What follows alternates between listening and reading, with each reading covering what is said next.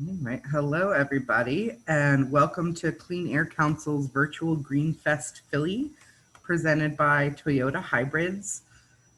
I'm Kamali Alloway, and I'm very excited to be here hosting How Are We Connected to Our Water with Dottie Baumgarten. Dottie Baumgarten is one of the educators for the Philadelphia Water Department starting in 2009. She's been a tour guide for the drinking water treatment plants, for the sewage treatment plants, and she regularly speaks to school students and adults on water topics, including stormwater management, climate challenges to our water, and our sustainable future. So we're very excited to have her here today and learn from her expertise. Uh, Greenfest Philly is the area's largest environmental festival, celebrating all things sustainable for the past 15 years. This event is entirely virtual this year due to the COVID-19 crisis. We have programming scheduled through September 22nd, and you can check out our full schedule of events at cleanair.org/greenfest. And you can RSVP to the Facebook event and you'll get notifications of events as things are happening.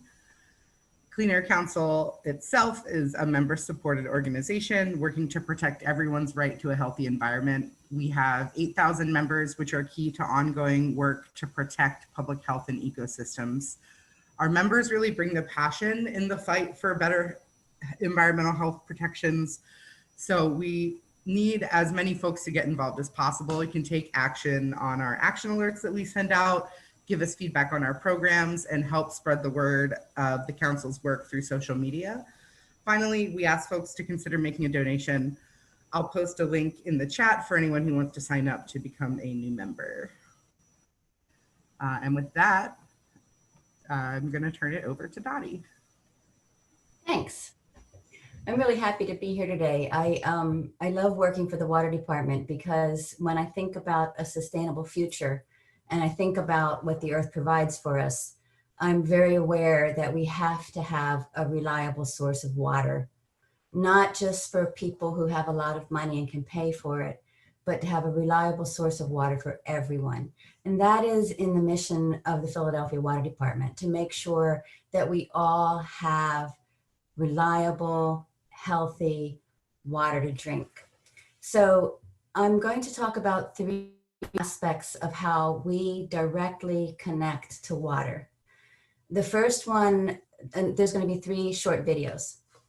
The first one is to be focusing on what a watershed is, because when you think about wherever you live on the earth, when the rain comes down, the rain's going to go somewhere. And that basically defines the watershed. The rain is coming down, it's hitting the land. The lay of the land dictates where the water goes.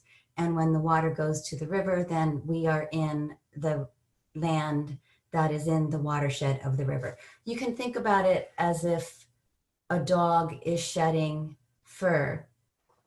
The land is shedding the water. Where's it going to go? It's going to go to the river. The second video we're going to see directly describes how Philadelphia Water Department cleans our drinking water, because the source of our water is the Delaware River and the Schuylkill River. And the reason why you and I have good, healthy water is because the Philadelphia Water Department cleans that raw water to high quality so that we all are safe when we're drinking our tap water. The third video I'm going to show you is a video on how our sewage is cleaned, because the third way that we interact with water is that we are making water dirty by flushing the toilet, by taking a shower, by drinking and expelling water. All of the ways that we interact with water create pollution for the water. And so the water department is the entity, is the organization that cleans the sewage after we make it dirty. Please put questions in the chat. I'm going to entertain some questions towards the end. You can ask me any question you want to about water, and I'll see what I can do with it. I also want to say that for the first video on what a watershed is, it's actually a video of what you can do at home, that you can make a model watershed. So with that, I'm going to share my screen and I'm going to start a video clip on how to make a watershed at home.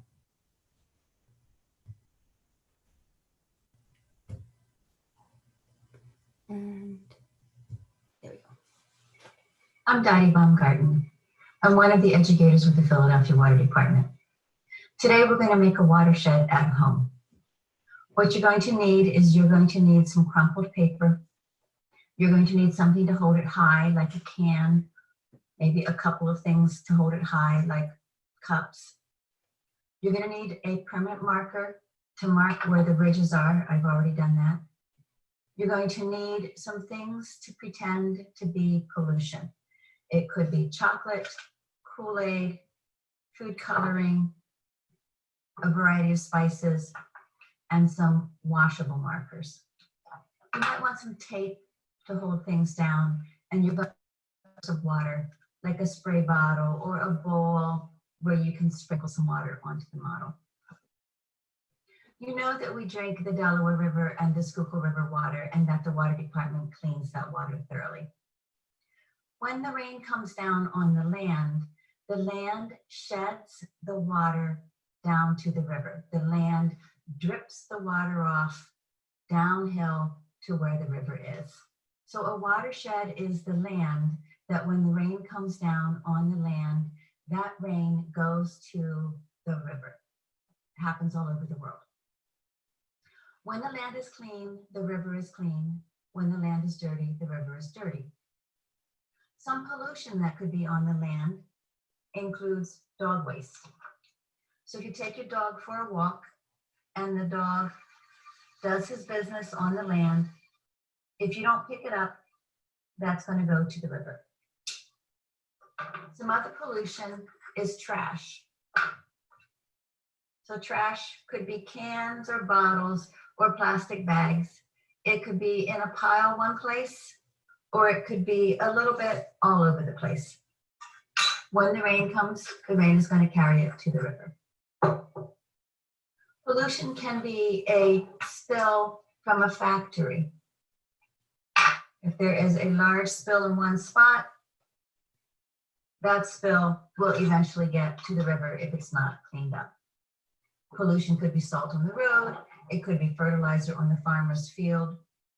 It could be something that goes down the storm drain on the street, because the storm drains on the street can have that water and pollution going to the river. So don't put anything down the storm drains. It could also be some oil on the road from a car dropping some oil, small or large. When the rain comes, no matter where it hits, whether it's hitting on low ground or high ground, it's going to make its way to the river.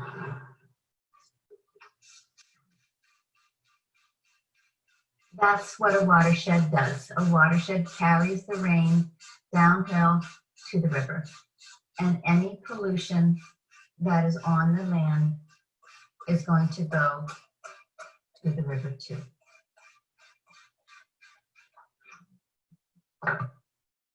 You can try this at home.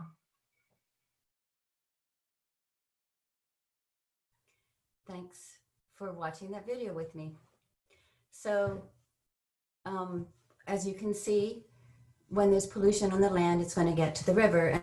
And one of the first things that we can do when we want to be protecting the source of our drinking water, which is the Delaware River and the Schuylkill River, is we can make sure that what we're doing on the land, helping the water soak into the ground so it doesn't cause erosion, and we can help reduce the pollution on the land. So right now in Philadelphia, besides all of the measures that we're supporting in terms of COVID care and making sure that you're masking up and staying home and following those directions and whatnot, is to ask you to help us reduce trash, because the less trash we make, the less chance that trash is on the river.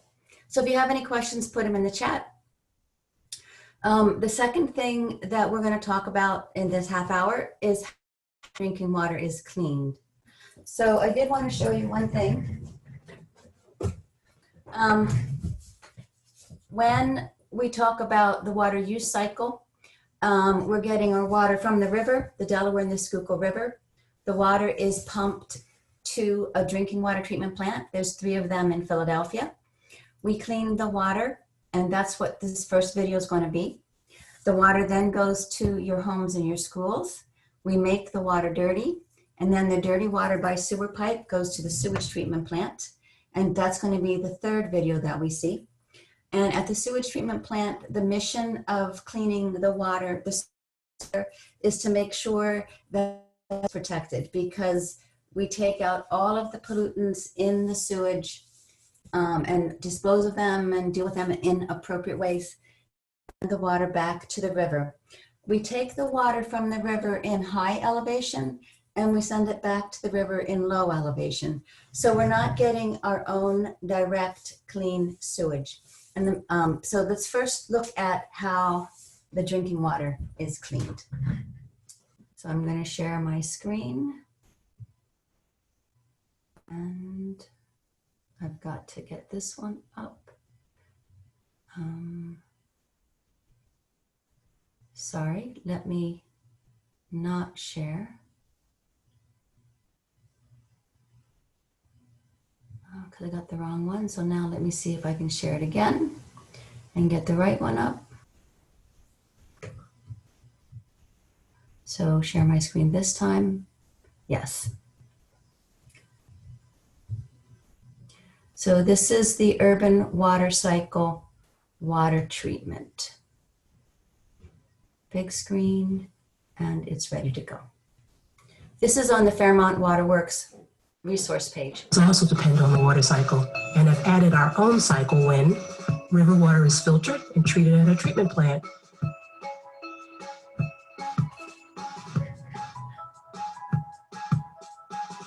So this video comes back to this picture multiple times. And this picture here, this chart, shows you the multiple steps of cleaning the water that we're going to drink.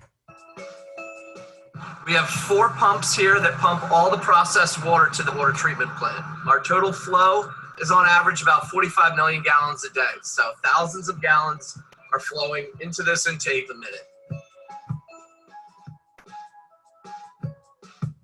After the raw water pumping station, which we were just at, this is the raw water basin. All the water is pumped up the hill to the facility here, and from here, all the water flows throughout the plant. Roughly 45 million gallons a day.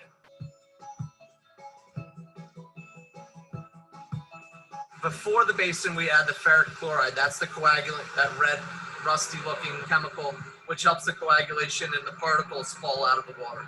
Also, at that same point, we add our first dose of sodium hypochlorite. That's our main disinfectant, and that makes the water lovely.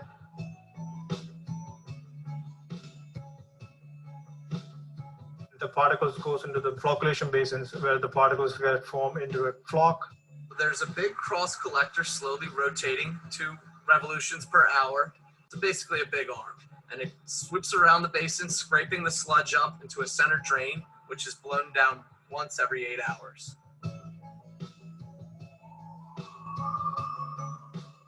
Here you can see a giant basin. This is our sedimentation basin. And when that particle comes here, it's to the bottom and the water gets clear.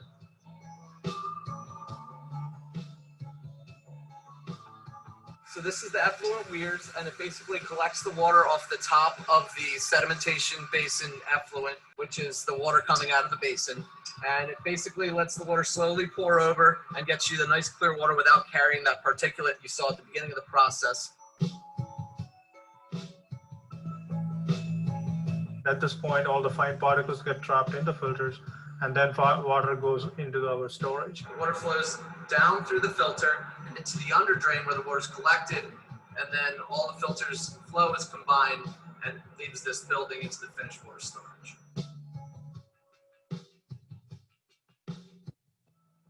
We add more chemicals like chlorine to meet the residual target in the district. We add fluoride for tooth decay, etc. So after the water is treated at this facility, out of the raw water basin into Belmont plant, and then to the customer's taps.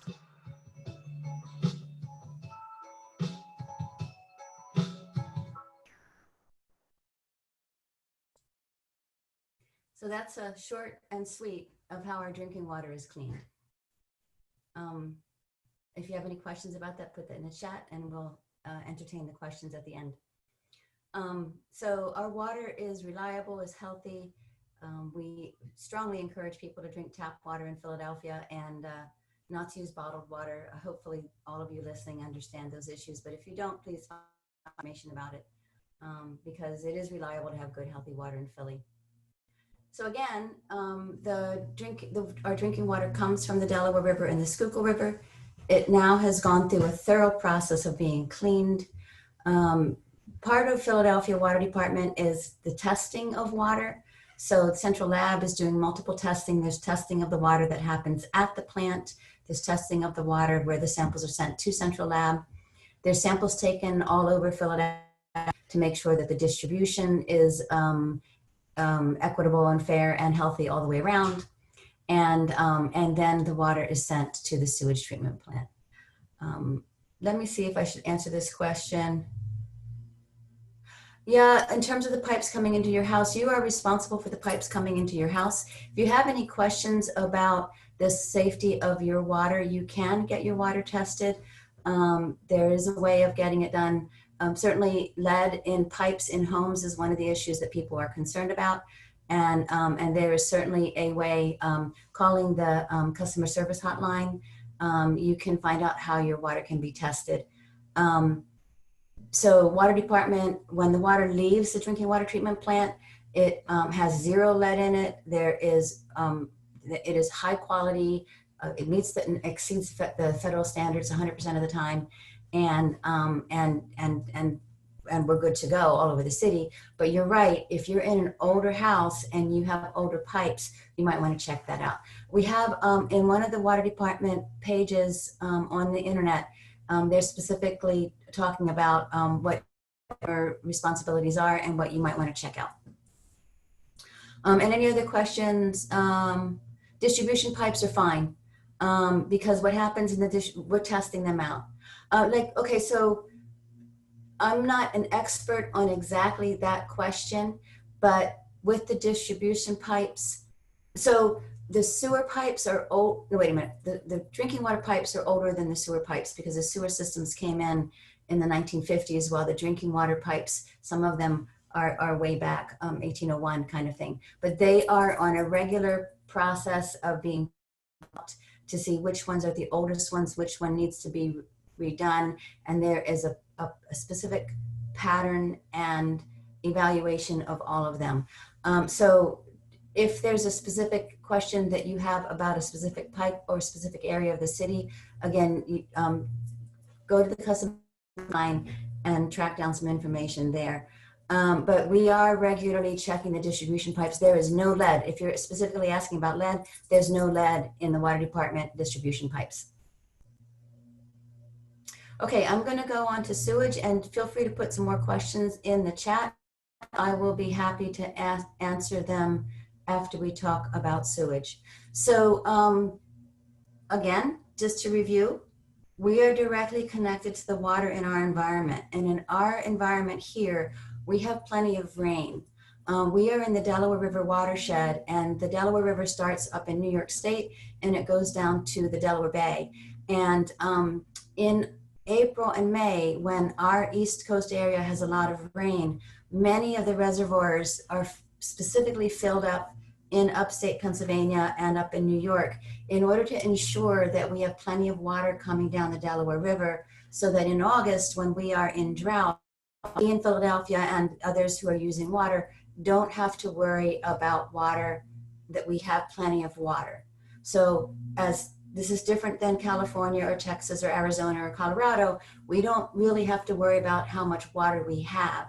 We do want to conserve water because by conserving water, you are using less energy.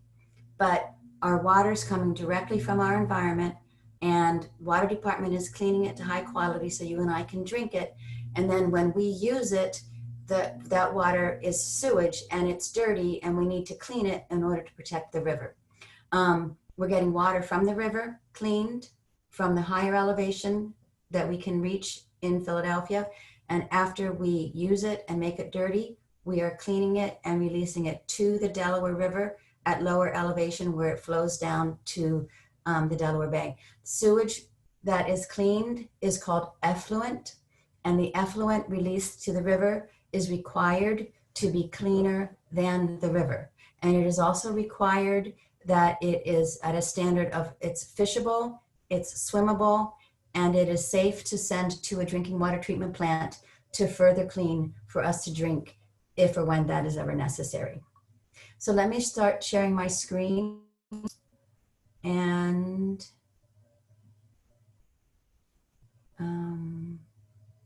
nope, I did the same thing again. Let me stop sharing that screen and get the right thing up. Oh. When all wastewater goes to our water pollution. I'm on the right spot. Now let me share my screen. Share screen, share. And now this is about sewage and wastewater.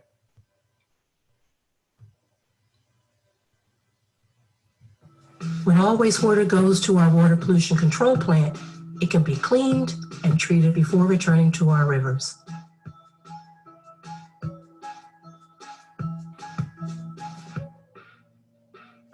The main pumping station, this building right here, this round building, is where the water comes into the plant. And we have 6 main influent pumps that do 70 million gallons a day. This is the beginning of the plant, and we have 6 valve screens here.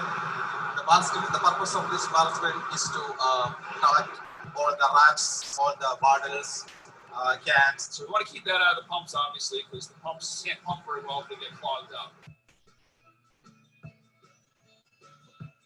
The grit channel's purpose is to settle out the heavy inorganic materials. The grit is a few things. The grit is rocks, gravel, glass, anything that won't dissolve readily in water. The grit channel slows the flow of the water down to allow the grit to settle out. These flocculation tanks, we want to keep things in suspension. We don't want any settling in these tanks. We add air to help freshen up, as we say, oxygenate the incoming wastewater to make sure that it's going to stay in an aerobic state. When it gets scum off the top or any floatables off the top, and then settle what we call sludge off the bottom. What we're trying to do is have this sludge make its way over to our digesters, and we turn it into methane gas, and we use it to reheat our boilers and reheat our digesters.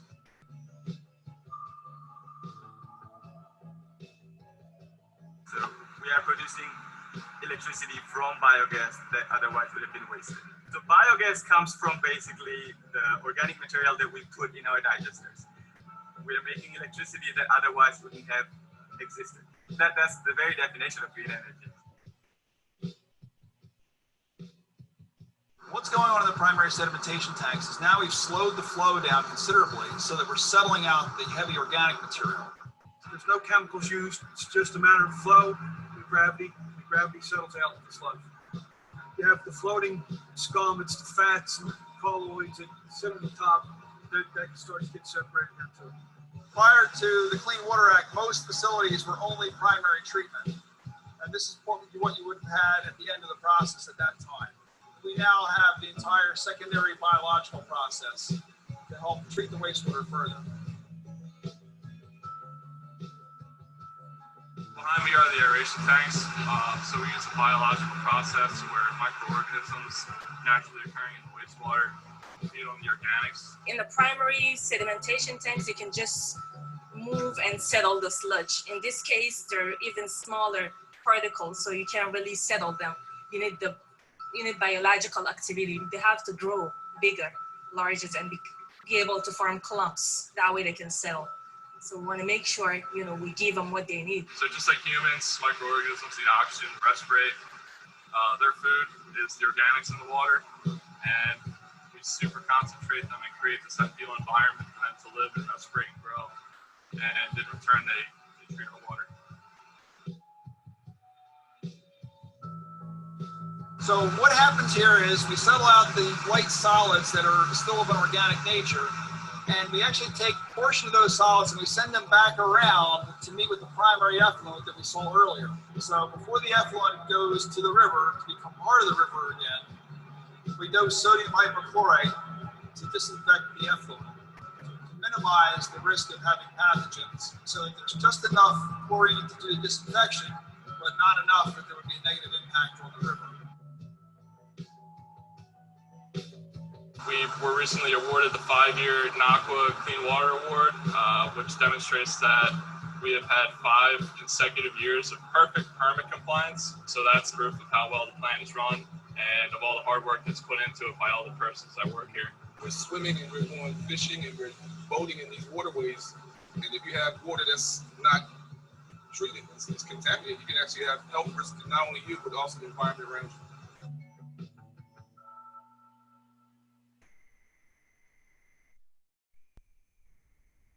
So yeah, that is how the sewage is treated, and we are protecting the river. I get a kick at the little microscopic organisms. Every time I see it, I can tell how geeky I am about things like that.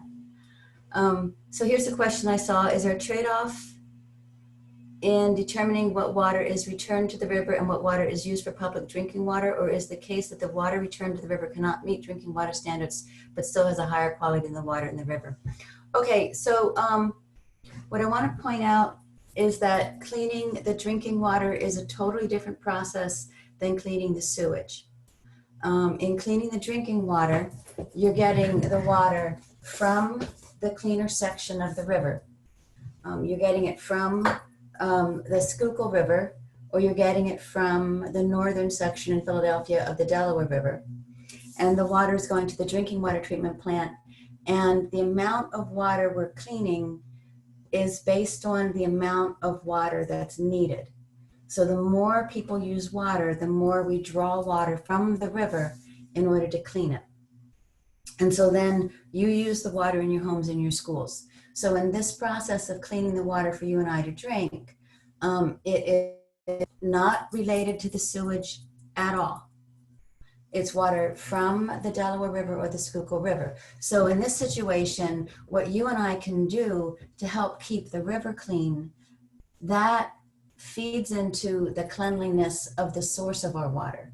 So when you and I are asked to plant trees and we're asked to not use too much salt, when we're making sure that no oil from our cars leaking on the street, when we're picking up trash, everything that we're doing in that situation, besides beautifying the land and beautifying the river, is helping protect the source of our drinking water. And so then the water from the river going to one of 3 drinking water treatment plants goes to your home and schools. That's directly driven by how much water we're using in Philadelphia. When what we use in the sewage in our homes goes to the sewage treatment plant, also what is coming off of the street in combined sewage at times, some of the street water and off of our roof is also getting into the sewer pipes. And so the sewage treatment plants is cleaning what is dirtied by humans and what is going into the sewer pipes from the streets. And there's a combined sewer situation that I encourage you to find out more about. I don't really have time to get into that here today, I think. Okay, so what's cleaned in the sewage treatment plants is cleaned because we have used it. And in the sewage treatment plant, the purpose of cleaning the sewage is to protect the river, because anything that is coming from our homes or from anything that we use might have pathogens, meaning germs from our bodies. And we want to make sure that any germs from our bodies is not getting to the river. Along with anything that is, when we flush the toilet and our human waste goes down it, that actually is can be nutrients that can overload the city. So we're removing all of those things, things from our homes, things from the land that gets washed into the storm drains, and we're moving all of that from the sewage before we're releasing it to the river. So again, the point that I want to make sure you understand is that the drinking water treatment process happens in one of 3 drinking water treatment plants in Philadelphia, and it's directly providing the water that you and I are using, and it's keeping us safe. The sewage treatment plants are 3 other different, totally separate process of cleaning the dirty water that we've created, and it's cleaning and protecting the waterways that are south of, that are lower in elevation from where we are. Let me check and see if there's any other questions in Crash. Is there a trade-off in determining what? Yeah, no, whatever is coming from the sewage treatment plant is all going to the river. Now, it is true that there's cities above us in Schuylkill River watershed, and certainly also cities above us in the Delaware River watershed that are using our, that is using water from the river, making it dirty, cleaning it, and putting it back in the river. So we likely, in all of our areas in the United States, we're likely getting some previous sewage water molecules in the water that we're drinking, which is particularly why it's important for us to have a cleaning process for cleaning water. None of the water that you buy or that comes is water that is pristine, that's never been somewhere else, because all the water here on Earth is the same water that was here in dinosaur times. So the water that was here in dinosaur times is cleaned by the water cycle and used again and again and again. And so by us having the water cycle of the drinking water treatment plants that's cleaning the water for us to drink, and the sewage treatment plants that's cleaning the water before it goes to the river, we are participating in a healthy process of keeping our water clean. Okay, so wait, I need to be in the right spot. There I am. So we are at the end of time. I'm perfectly happy answering a couple more questions if anyone has any questions. Otherwise, thank you very much for listening to this chat, how we are connected to the water around us. Please do everything you can along with me to help keep the land clean. As we head into the future with climate change and climate disruption, we will have faster, more furious storms. So it continues to be important to be managing the stormwater so that we can manage, reduce the amount of pollution going to the river. So with that, I'll turn it back to you. Thanks so much, Dottie. That was really informative. I also got a huge kick out of those microorganisms. I never knew about that part of the process, and I think it's really interesting. And I just want to let everyone know again that we do have programming for the next week through September 27th. Excuse me. You can check out our full schedule at cleanair.org/Greenfest. Thank you, everybody. Bye.